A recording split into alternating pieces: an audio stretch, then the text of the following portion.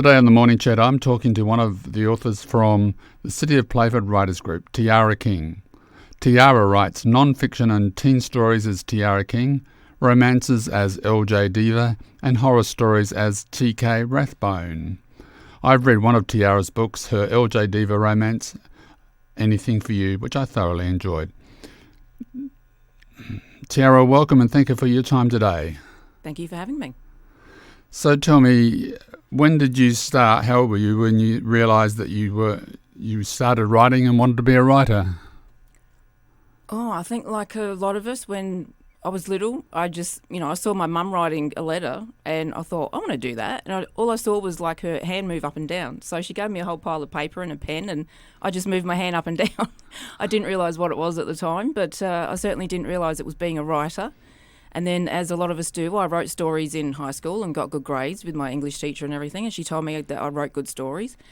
And then I started writing songs because, talking about 80s music, I wanted to be Australia's version of Debbie Gibson. Oh, okay. And so I started writing songs, and I've got my two swatches on because she also wore swatches. So I ended up with an addiction to swatches because of that. And I wrote songs from 89 through to 1996, and then I stopped for some reason, and then I wrote one in 2002, and then in 2006 I wrote my first novel, and then it just very slowly went from there, and I wrote another one in 2008, another one in 2010, and then from 2013 I was just writing everything, and it's basically been non-stop since. Well, that's good. So you sounds like you're very consistent. And so how did you go with the writing of the songs? Did they get recorded? No, for me it was just lyrics. So I guess technically I was a lyricist because I only wrote lyrics. But that was just a hobby. As I said, I wanted to be the next, Debbie Gibson. But obviously being 15 in 1989, nothing was going to come of it. But for me it was just, I guess, the initial outlet to writing bigger pieces of work. Mm-hmm. So writing's not your full-time profession. How do you balance what you do with your writing? Technically, I don't know whether caring would be my full-time profession. I mean, I am mum's carer. I do look after her and live with her. But there's just a lot of time where she's sitting watching TV that I have to then sit down and write, whether it is songs or poems or a 10-page short story or a 10-page chapter. So it's blended well because you don't necessarily need to be constantly with the person you care for every second, especially when they're still able to do a lot of stuff for themselves, but they just need help with the physical stuff like getting food, getting meals, getting dressed, etc.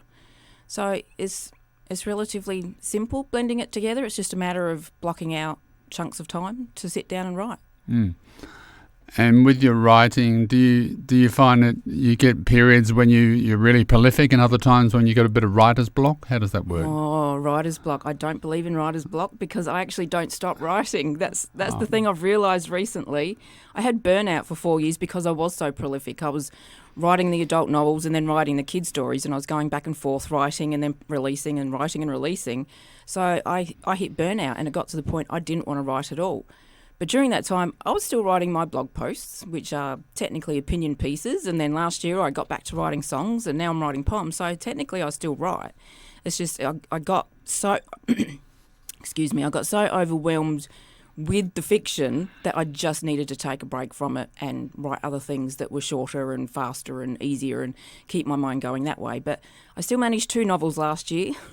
One of which I'm currently editing and will send off to my editor next week, and that will be released in September. And now this week I've just started typing up the novel that will come out next year in the hope that I will get back into that story and then write the follow-up to it. So I wouldn't call myself prolific, but I guess in a definition I am. But there are also periods where I just didn't write at all. Right. So as I've said in the intro, you write different genres of books under different pseudonyms. Why do you choose to do it that way, and is it working that well for you? Well, it is now. I've sort of corralled everything back under my name. What happened was, way back in, what year was it? When I started the first novel in 2006, I knew I wanted to have a pseudonym for it. It was just something I thought, well, this is my life, this is my name, I'll just put it under a different name and then people won't know. And then I started blogging and everything sort of all happened, and then I set up a jewellery business at the same time. So everything had to have a different name. And so I came up with the adult name first, and then I had my jewellery business. And I wanted them separate, to be separate businesses and entities. And then I had the idea to then release under my name, which happened in 2014. But then I also had the idea to pull out the stories I wrote at school and to start doing them. And I thought, oh, does that mean another name? So I let that idea percolate for a year, and then in 2015 I just started doing it. And I thought, okay, I've got to come up with another name because these are going to be kids' stories around the age of 12 to 15, and my adult stuff is full of very adult romance relationships. So, yeah, let's go for another name. So I kept it separate. But then that also meant separate sets of socials and websites and everything else. And then that gets to a point where you are then overwhelmed with everything you have to do. Mm-hmm. Another reason I hit burnout. And then during all of that, I made the decision to close the jewellery business, close down my 2 author websites, close down all the socials I didn't need, and bring those author names under my website to keep it all central. And I did that last year, and it was like 4 years of burnout just lifted in a fog and was gone. And I thought, yeah, let's get on with this. And I ended up writing the second novel because I had all this burst of energy, because obviously I'd come to the conclusion my business life and my author life had just become too overwhelming and complicated. And so I decomplicate. No, that's not a word. So I uncomplicated it. It's a good word, though, all the same. So. I know, we writers, we make up words. So when you're writing in these different genres and under different pseudonyms, do you have to stay focused on which one you're writing, which genre you're writing in? I write one genre at a time. So when I start writing a novel, I go until that's finished. It doesn't mean I can't edit something else or write blog posts or anything else. But then when I finish that and I have a break and I go, okay, now I've got to start kids' stories, I'll then pick them up and I'll stay in those stories until they're done, so that my mind is fully concentrating on those. But you can write one thing and still edit something else, as long as it's completely different, for me anyway. So, yeah, it just depends on, I guess it's how you end up doing it. I mean, I'm so many years into this, and anyone who's new to writing would probably be overwhelmed with everything I'm saying. But for me, I got overwhelmed because of everything I was doing. So I had to make it simple and keep it simple. And so I just keep them divided. And I spend my time with my adult and my time with my kids, and then everything else in between.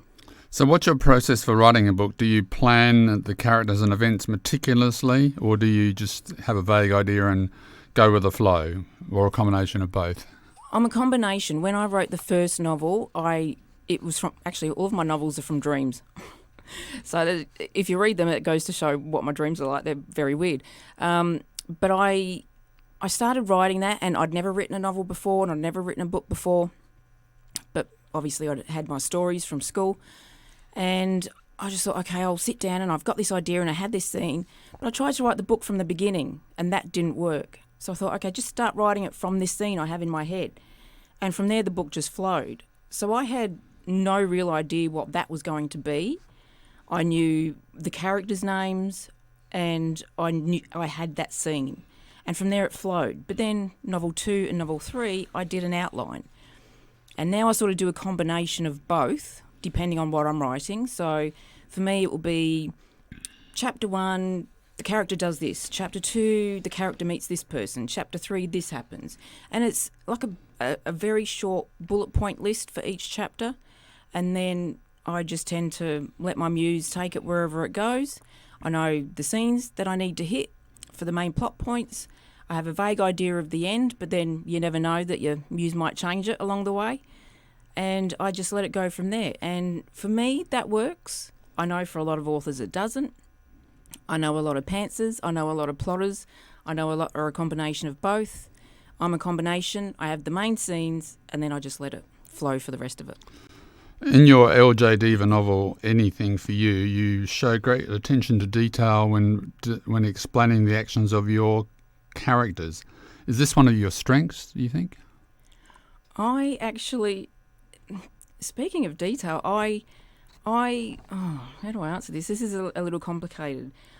When I wrote my Family Saga series, I gave a lot of detail and action and what they were doing. And then I hit burnout and I tried to write Anything for You. And I actually thought I didn't write enough detail. But, I mean, if that's what you think, that's great. I'm getting verbal feedback. Well, that's what I thought, yeah. Okay, well, then we'll see, suffering through burnout, I still managed to accomplish good enough writing for people to enjoy a story. So. Yeah.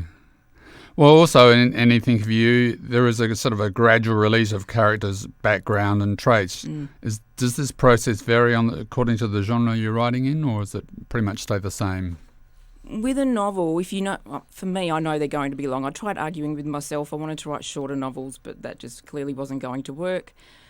You let them take their time. They will show you, and this sounds weird, the characters will show you what they want to show you as you write. But if you're going to write a shorter story, everything needs to come out faster. Some of my kids' stories are only 10 handwritten pages long because I still handwrite all of my stuff. Others are 40 to 50 pages. So some things you need to get to really quick. And with things like flash fiction, you need to be even faster and getting all of your details out. So it really depends on what I'm writing.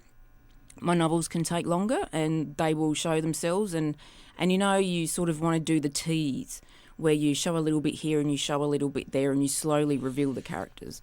Whereas other books, I guess you'd just let them all out of the bag as soon as possible. It just depends on how you want to tell your story as a writer. Sure. On your website, you state that Jackie Collins is your mentor. What have you learned from Jackie? Oh, a lot. Besides the fact she had the most glamorous life I would love to have. Living in Hollywood, knowing all the celebrities, getting all of her gossip straight from them, which she talked about so often, and writing it all in her books, the life she had and lived, and the way she dressed and the way she just wrote what she wanted. And I have a lot of her interviews downloaded from YouTube. I probably shouldn't say that. From YouTube. And you can go back to the 70s. She was even on the Don Lane show. And you can hear the misogyny and sexism from a lot of the male reporters and hosts. And she's just like, why can't I write what Harold Robbins writes? Why is it different because I'm a woman? She stood up to that back in the 60s and 70s. And that is something to be admired and looked up to because women are still facing a lot of that rubbish today. So, yeah, she's got what a lot of people call a bonk-busting attitude, and that's what I hope to have. And she writes great stories about Hollywood elites, and that's what captured me, and I hope I somehow bring to my adult novels. Right. So talking of your website, it's a very busy one with from what you stated, you've done a lot of things and also made some adjustments when things may not be working too well. How do you stay on top of all this? Well, I didn't. That's why I hit burnout, but that's why I then realised everything needed to change and I just had too much. And that's why I closed the author websites and brought everything under my name. And it's weird. It's the whole if I knew then what I know now scenario. If I knew back when I first started online, everything just would have been under my name. And that's what I've now done. Because you can drown and suffocate under what you do and what you've created. And a lot of small business people end up feeling the same way, regardless of what their business is. They just become so overwhelmed with everything, and now we've got the cost of living crisis and everything else, and people have to close down their businesses. It is overwhelming, and you need to take a step back and go, okay, I need to change this. I need to get rid of something, close something down, reorganise, reschedule everything. And that's what I did, and hopefully now I am back to being on top of everything, because I'm not writing as fast as I used to. I know that the arthritis is really kicking in badly. And I used to be able to type up 10 pages in an hour and a half. Now it takes me 2 to 3. So I'm slowing down physically, so I do need to reorganise everything and keep everything to shorter time spans now. So the schedule definitely works, and sitting down with your diary and your calendar and going, okay, how can I reorganise this to create a better lifestyle is definitely the way to go. You've also started your own publishing company, and all of your books are showing there. How hard is it to start your own publishing company? Well, because I started with my jewellery company, I had the tax number for that. And you can set up a lot of sole proprietary businesses under that tax file number. and the Australian business number. So I just ended up doing that, and it comes under a sole proprietary business. It's not an LLC or a proprietary limited or anything like that. So it's just a normal business, and it's very easy to do. And you just set up a website, which all just came about for me because I did end up writing under TK Rathbone. And at one point I went, okay, I'm going to have a third name, so maybe I should do something. And my then cover designer suggested going through Ingram, which will get me into libraries and bookstores and everything else. And so it all just sort of came about from a lot of thinking and sorting things out. And next minute I had a website and I started uploading, and really it's just for the business purpose side of things, buying ISBNs and all sorts of things like that. You don't have to have one. It depends on whether you just wanted to write one book or whether you end up writing dozens and being under multiple names like I am, but it's purely a business decision. You don't have to have one, but it's just one of those things that a lot of authors do. Right, okay.